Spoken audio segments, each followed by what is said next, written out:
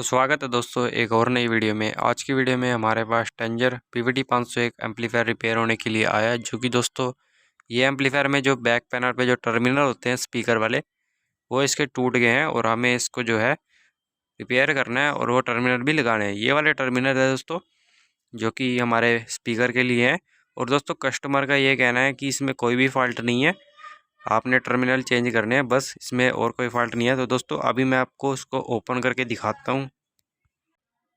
तो दोस्तों हमने एम्पलीफायर को ओपन कर लिया है। तो दोस्तों अभी मैं जो है आपको इसका पूरा डिटेल बताता हूँ। यहाँ पे दोस्तों हमारी 220 वोल्ट वाली हमारी पावर केबल है जो कि दोस्तों हमारे स्विच पे जा रही है, स्विच से हमारे ट्रांसफार्मर पे। तो अभी आपको स्विच दिखाता हूँ। सबसे पहले आप ये LED देख लो, फिर आपको ये स्विच दिखाता हूँ। स्विच के बाद दोस्तों ये जाती है हमारे ट्रांसफार्मर में, ट्रांसफार्मर से हमारे ब्रिज रेक्टिफायर में, ब्रिज रेक्टिफायर से दोस्तों हमारे फिल्टर कैपेसिटर में।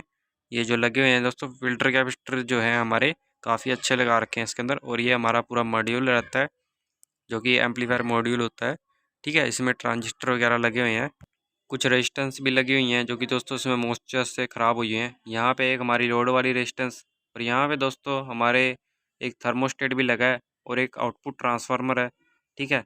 और यहाँ पे एक फ़ैन लगा रखा है। और दोस्तों ट्रांजिस्टर तो आपको नहीं दिख पाएंगे क्योंकि धूल से कवर हुए हैं सारे। और यहाँ पे दोस्तों ये वाले टर्मिनल हमें चेंज करनी है। तो अभी मैं आपको जो है इसका ड्राइवर बोर्ड भी एक बार दिखा देता हूँ। आप देख सकते हो PVT 500 वाला इसमें ड्राइवर बोर्ड लगा है, जो कि दोस्तों इसकी डिटेल भी बहुत जल्द आने वाली है। तो दोस्तों हमने इसके टर्मिनल चेंज कर दिए हैं जो कि आप जो है अभी देख सकते हो। अभी आपको पीछे भी दिखाऊंगा। सबसे पहले आप मॉड्यूल देखो, साफ़ कर दिए पूरा अच्छे से। और यहाँ रेजिस्टेंस भी हमारी दोस्तों ये ख़राब हो चुकी है। दोस्तों कस्टमर की रिक्वायरमेंट है कि ये नहीं लगानी क्योंकि उसके हिसाब से ये एकदम ठीक है, लेकिन ख़राब है ये।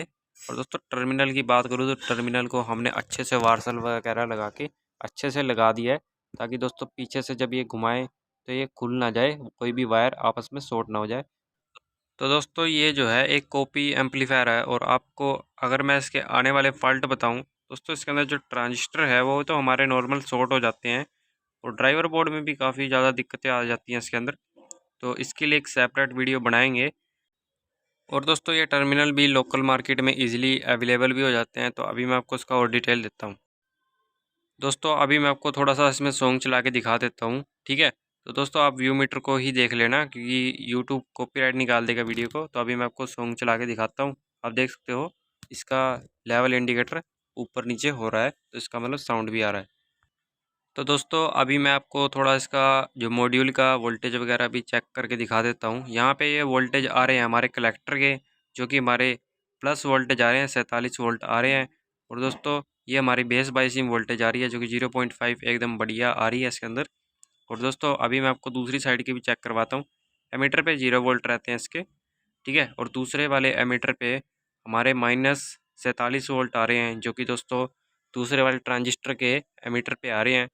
और इसके बेस पे भी हमारे 47 वोल्ट हैं।